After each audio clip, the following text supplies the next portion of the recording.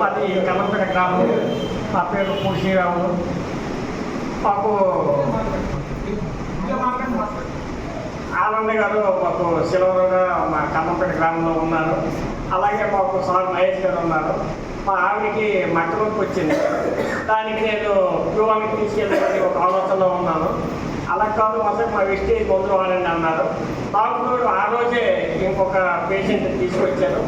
ఆయనకి కూడా ఆ రోజు మందులు కొనిపించాను. నేను కూడా అలాగే కొనుక్కొని వెళ్ళాను. మా ఆవిడకైతే చాలా చక్కగా తగ్గింది. తర్వాత వెస్టేజ్లో అలాగా నేను మందులు వాడిస్తాను. నేను ఒక రైతును.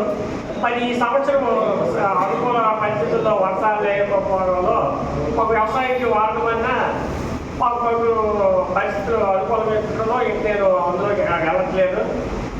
సార్ చెప్పినట్టు వ్యవసాయంలో రేపు ఉత్పత్తి ఎలాగ అవుతుంది, మన ఆరోగ్యాలు అయితే ఎలా బాగుంటుంది, మనం ఏ పద్ధతిలో ఉంటే బాగుంటామో